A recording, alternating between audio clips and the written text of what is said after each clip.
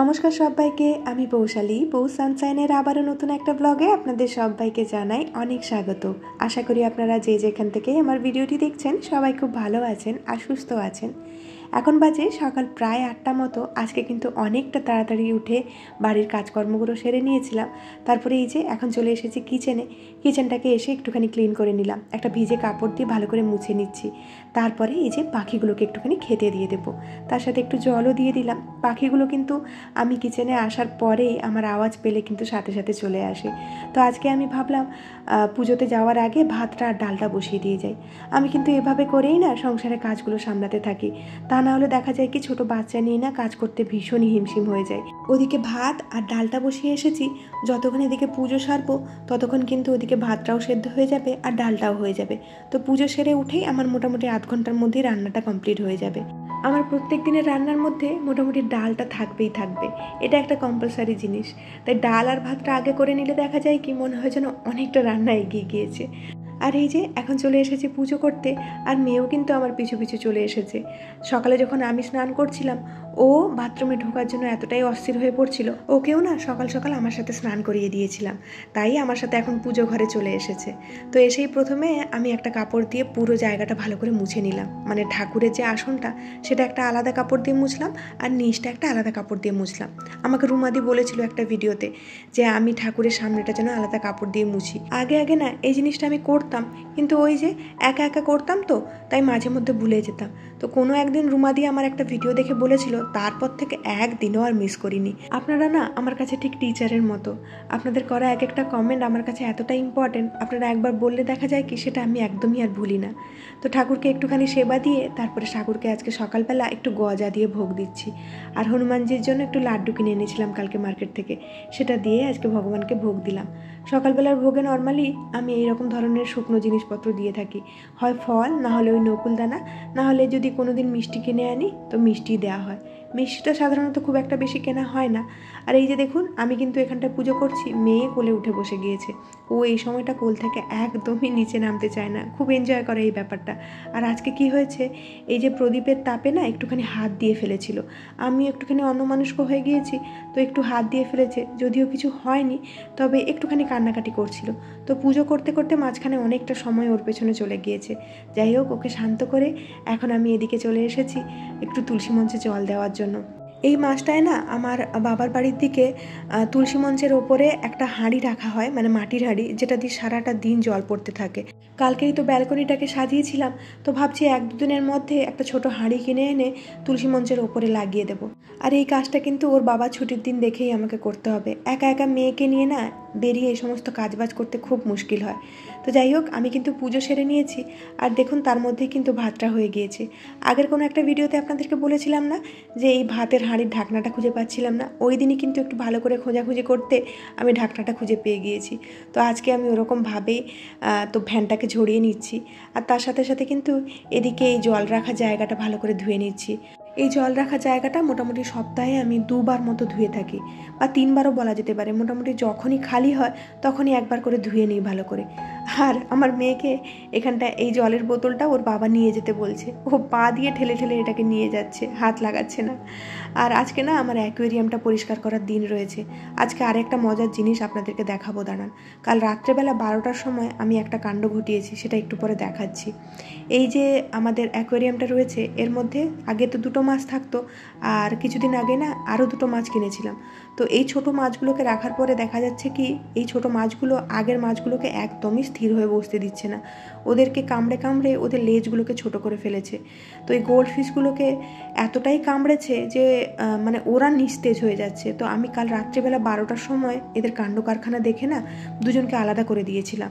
তবে আমি যতটুকু দেখলাম ইন্টারনেটে, এই মাছগুলোকে এরকম স্থির জলে রাখা যাবে না, মানে 2 দিন মতো স্থির জলে থাকবে, তারপরে কিন্তু ওরা আর সার্ভাইভ করতে পারবে না।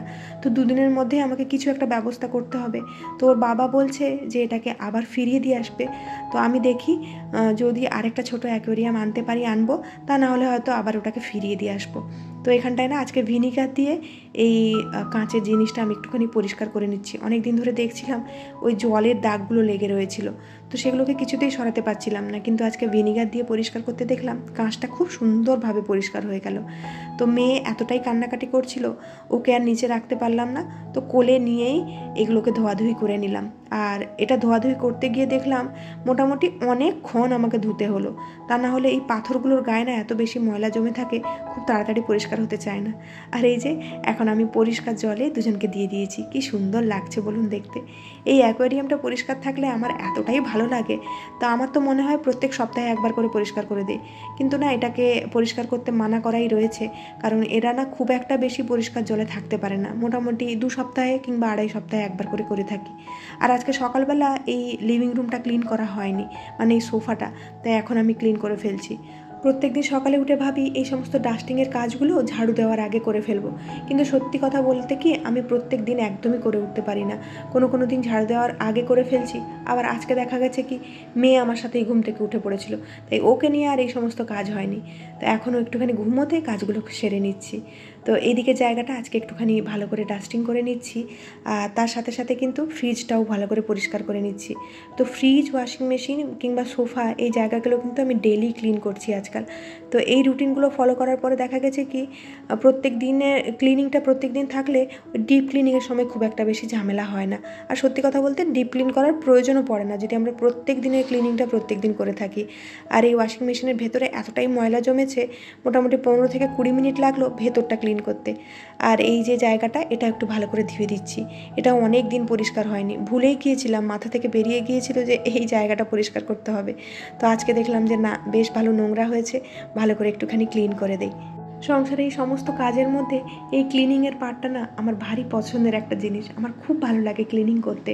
আর ওয়াশিং মেশিনটা পরিষ্কার করতে করতে এদিকটাতে চোখ গেল আর দেখলাম যে বাথরুমের দরজাটাও বেশ নোংরা হয়ে রয়েছে। আর বাথরুমের দরজা করতে গিয়ে দেখলাম দরজার পাশে যে টাইলসগুলো রয়েছে সেগুলোতেও ভালোই ময়লা জমেছে।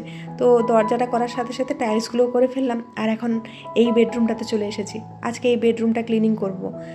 তো ক্লিনিংয়ের সময় সবসময় আমি এই ধরনের স্পঞ্জ ওয়াইপসগুলো ব্যবহার করে থাকি।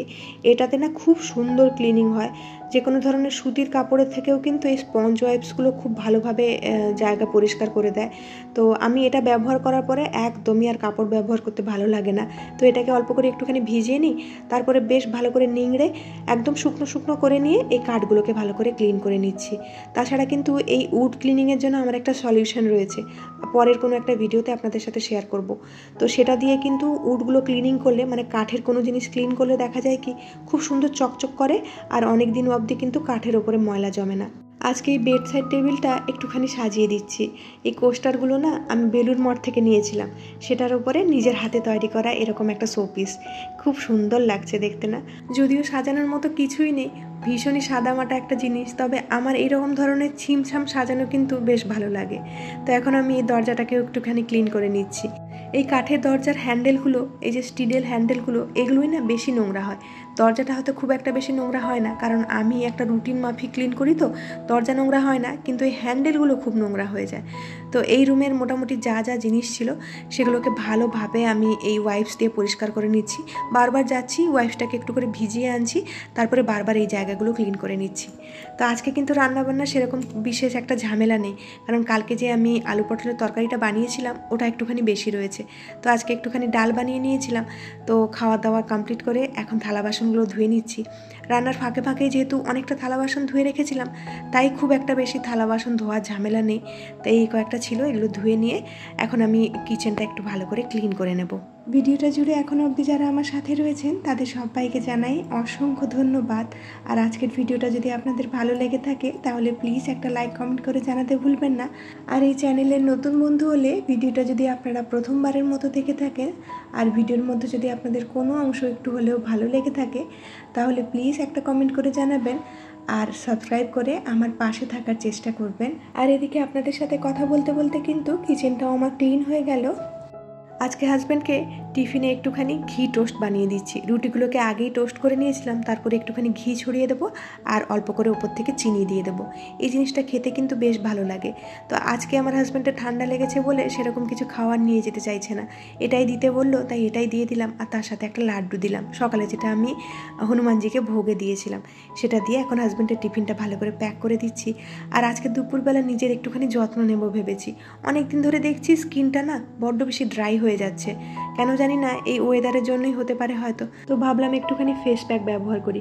তো এখানটায় আমি 2 চামচ মতো চালের গুঁড়ো নিয়েছিলাম, হাফ চামচ মতো নিয়েছি হলুদ, তার মধ্যে একটু দই আর একটুখানি মধু দিয়ে ভালো করে মিক্স করে নিয়েছি। এখন আমি ভালো করে মুখে আর গলায় লাগিয়ে নেব। আসলে এই জিনিসগুলো যদি আমরা স্নানের আগে করতে পারি না, তাহলে আরও ভালোভাবে অ্যাপ্লাই করা যায়, কিন্তু স্নানের পরে তো ভয় ভয় করতে হচ্ছে, যদি আবার জামা কাপড় নোংরা হয়ে যায় আবার আমাকে এগুলো সব কাচাকুচি করতে হবে। তো এটাকে মোটামুটি আমি 10 মিনিট মতো রাখবো, তারপরে ধুয়ে দেবো। হাজব্যান্ড যেহেতু অফিস বেরোবে, 10 মিনিট তো আর রাখতে পারলাম না, মোটামুটি 6-7 মিনিট রেখেছিলাম। তারপরে আমি এখন ধুয়ে নিচ্ছি ভালো করে, একটু হালকা হাতে স্ক্রাবও করে নিচ্ছি, যদি কোনো ডেড স্কেল থাকে স্কিনের ওপরে সেটা উঠে যাবে। আর তারপরে সকাল থেকে এই নিয়ে আমার স্কিন কেয়ার করার সময় হচ্ছে, একটুখানি টোনার, ময়শ্চারাইজার আর একটুখানি সানস্ক্রিন, ব্যাস এই হচ্ছে আমার সকালের স্কিন কেয়ার। মোটামুটি এটা কমপ্লিট হয়ে গেছে। হাজব্যান্ড এখন অফিস বেরিয়ে যাবে, ওকে একটুখানি ছাড়তে নিচে যেতে হবে। মেয়ে তো ওর জন্যই মুখিয়ে থাকে যে বাবা বেরোলে ওর সাথে একটুখানি নিচে যাওয়ার সুযোগ হবে। তাহলে চলুন, আজকের মতো কিন্তু ব্লগটা আমি এখানেই শেষ করছি। খুব শিগগিরই দেখা হচ্ছে নেক্সট আরেকটি ব্লগে। ততক্ষণের জন্য সবাই খুব ভালো থাকবেন, সবাইকে খুব ভালো রাখবেন আর নিজের যত্ন রাখবেন। আজকের মতো টাটা।